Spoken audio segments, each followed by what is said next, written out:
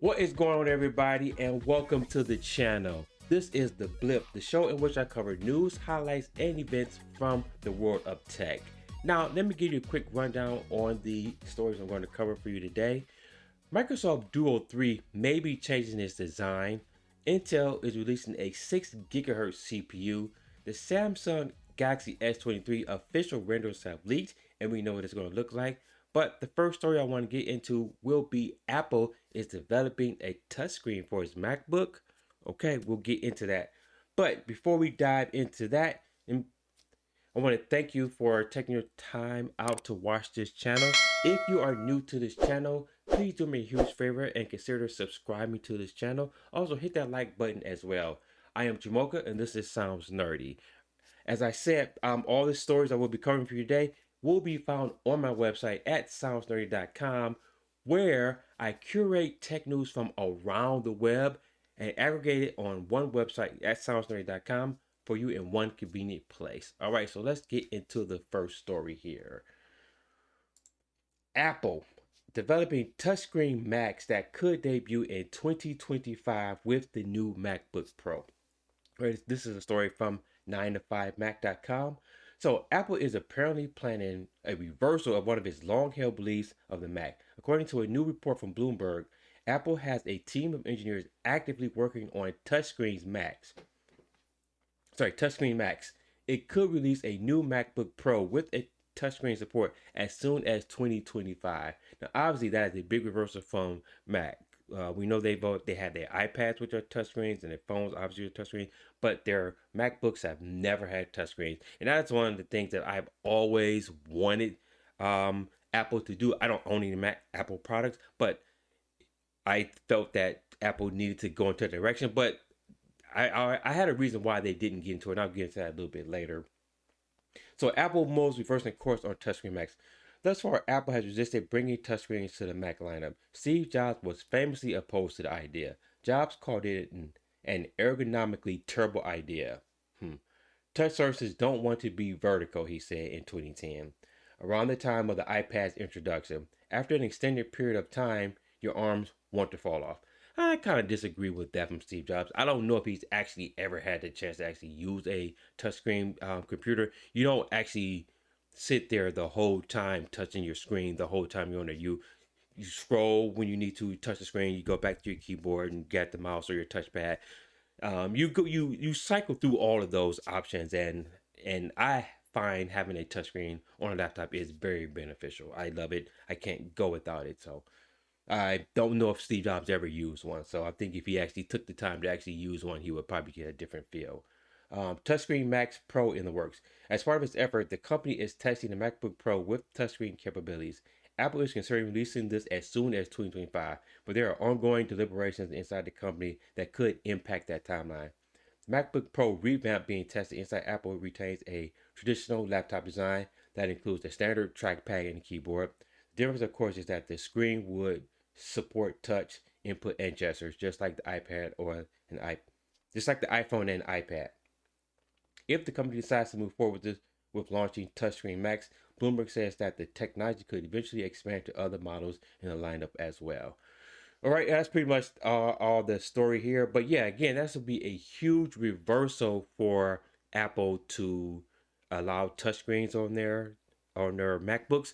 And again, I would love that for Apple's sake, that it would be beneficial for them, because I notice every time I've ever had a MacBook sit in front of me, or an Apple laptop sit in front of me, the first thing I normally do is I go to the screen when I want to scroll or expand or pinch to zoom, and I'm like, oh shoot, I'm on an Apple, I can't do that. Then I have to resort to using the trackpad. So hopefully this does come to fruition for Apple's sake.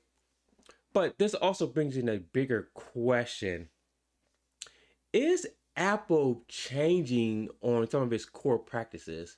Let me give you a quick rundown. First off, we had the situation with, well, they are considering allowing the side loading of apps on the iPhone. So that's a big reversal from what Apple is doing. And also, another one is them switching to USB-C. Now, obviously, they've been forced to do that, but based on the European laws. But they're switching to that, and of course, with the touchscreen. Is Apple changing, the way their company runs. We had some things with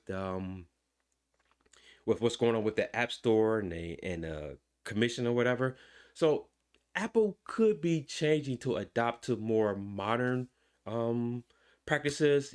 Trying to stay up to date with what Android is doing, as far as all those things Android has already done with touchscreens and sideloading of apps, and obviously USB-C on their devices. So yeah, so maybe they're seeing where the leaves are blowing, and they're making the decision that we have to change some of our core practices. So this is one of those things added to that seems to me that the company may be changing overall, which to me means that they're coming into more of the modern time frame, and it's a good thing for them. And to touch on the touchscreen a little bit more, what if they do introduce a touchscreen MacBook? How would this affect the MacBook and iPad sales? I've always had the long notion that Apple did not want to develop a touchscreen MacBook because it would kind of butt heads with their iPads. You figure Apple wants you in their ecosystem. They want you to get their iPhone, they want you to get their iPad, and they want you to get their MacBooks or their laptops or whatever.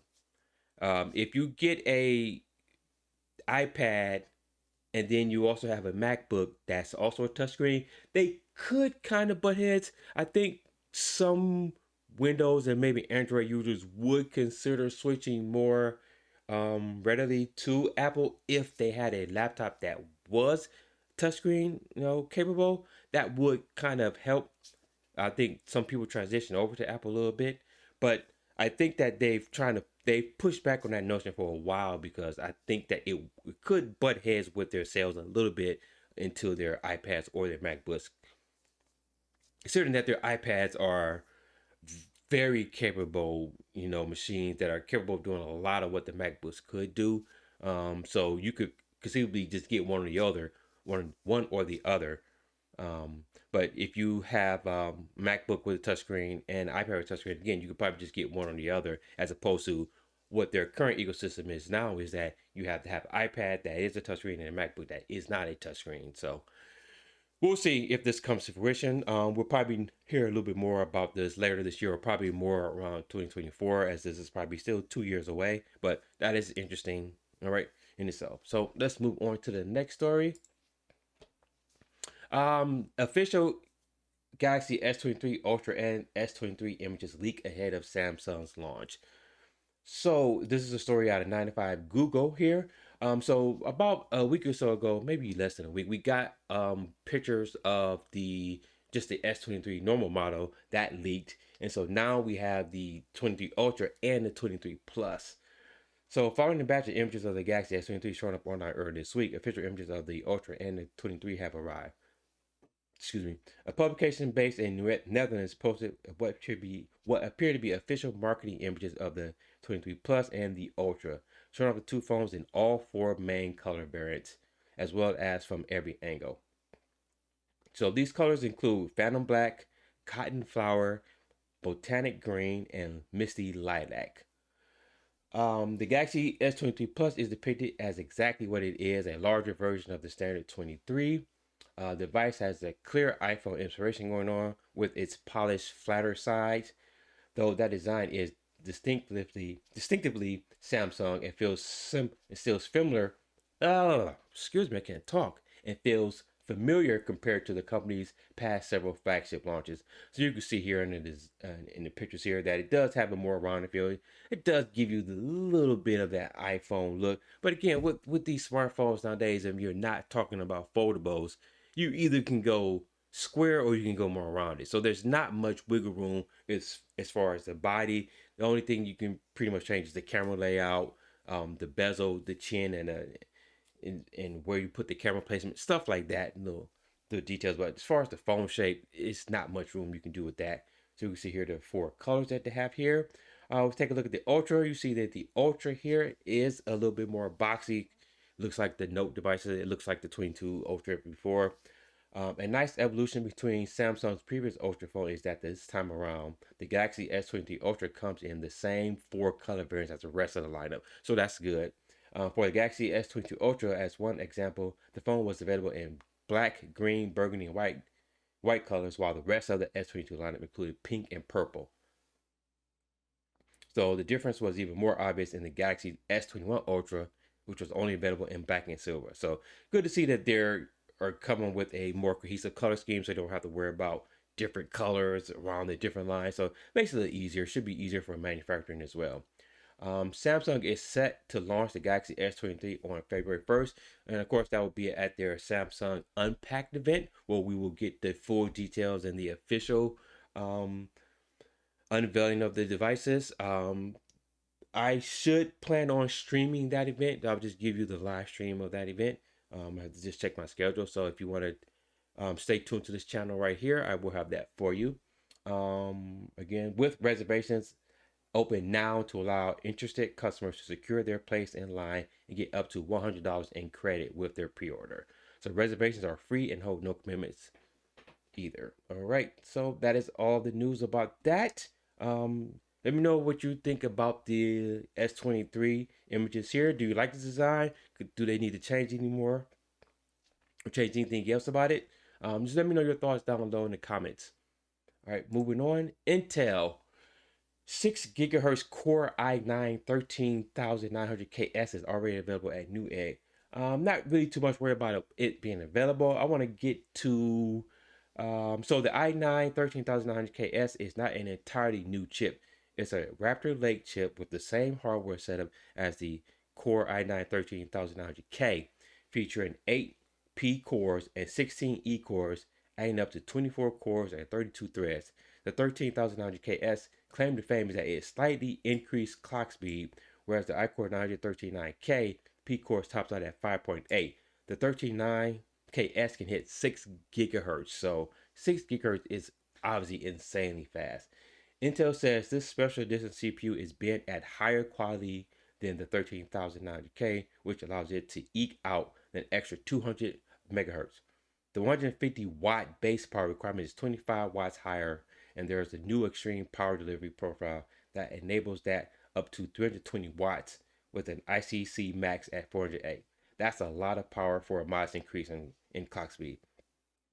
So it's also worth noting that the max 600 the 6 gigahertz speed is only for boost mode. So again, it's only when you boost it up. The CPU will be able to reach the speed on 2 cores and then only for a few seconds. All right, any performance issue will be negligible at best. So this is still pretty interesting. This is just goes to show you that the Intel that chipset is pretty beefy, pretty powerful. Also remember that the Raptor Lake is again is an impressive piece of silicone. It is great for overclockers. So guys out there that want to overclock their CPUs and get more oomph out of it, you definitely want to check out this chipset here.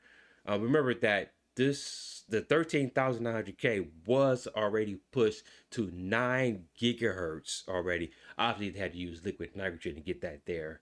So this is the fastest we've ever seen on a desktop, CPU. So that's very impressive. So again, very impressive chipset from Intel there. Check it out. Basically, let's look at the price. It's not cheap, but it's about $699, which is not terrible for a high-end CPU, which is cheaper than some of the other chips that we've seen in the past. It's actually a little bit cheaper than the 12,900. I think when it first launched, I think it hit the shelves at like $739. So this is a little bit cheaper than what we had previously seen from Intel. So again, if you're an overclocker out there, this is something you want to check out. Check out that Intel the i9 13900K series. Very powerful chipsets. Obviously, it looks very stable. It can hit 900 with liquid nitrogen. So go ahead and check that out if you're into overclocking out there. And the last story I have for you today, the Duo 3. Ditching a dual screen Surface Duo 3 for a foldable is a smart move for Microsoft, and I concur with this 100%. So Let's get into the story. This is from Android Central. Microsoft may be done with the Surface Duo lineup as we know it. The company has been the only major OEM to commit to a dual screen form factor, but the latest rumor indicates that the company is looking to switch things up with the next Surface Duo model. Good. According to Windows Central, Microsoft is abandoning the dual screen form factor, instead opting for a device with a foldable display. According to their source, the company aims to build a phone that mimics some of the best foldable phones on the market. Obviously, the Z Fold, the Oppo, the Huawei Mate X, with an internal folding display and an external cover screen. So we're looking at 3 screens there, so that's good. Apparently, the new foldable phone will replace the dual screen Surface Duo 3 that was reportedly set to launch at the end of 2023. So again, so they may scrap the Duo 3 and just come up with a new phone. I wonder if they're going to keep the naming or will they come up with something totally new. They probably will come up with a new naming device because the Duo refers to obviously the 2 screens that they had before. So again, I am very excited by this. I never owned a Duo. It was good, you know. I played with it a little bit. It did lack some features. I felt that the 2 screens were a little bit of a hindrance, considering the foldables that we have on the market today. So I'm glad to hear that Microsoft is switching over to that. So that is a good move by Microsoft. So, and I can't wait to see this. Like I said, this is only a little bit of news we have from Microsoft on the Duo in a little bit of a while. I'm wondering, will we get some information from? Hopefully they'll have an event soon in the next few months, and they will show off the Duo 3 or whatever it's going to be called with the new foldable design. So we'll be looking forward to that. So again, let me know your thoughts down below. What you think? Do you think Microsoft is making a good move with switching over to the foldables, or do you think that they should have stuck with their 2 distinct screens? You know, I've seen some articles out there. Some people are not too thrilled about this, but I, for one, think that it needs to go to foldables. Foldables are not only the future, they are now. Their foldables are expected to increase in sales by 40 or so percent, according to some reports out there. In the next year or so. So foldables are the way to go. So I'm glad to see that Microsoft is making this move, and I can't wait to see more from it. All right. So that is all the news I have for you today. I want to thank you guys for taking the time out to watch this video. Again, all of these stories here can be found on my website at soundsnerdy.com. Everything again is curated from around the web. I gather the stories and then I aggregate them here on one website for you, so you no longer have to go to 10, 12, 15 different websites to get all your tech news. Everything is right here for you in one convenient place. So again, if you're new to this channel, consider hitting that subscribe button. Also hit that like button if you like this video. And until the next video, guys, stay nerdy.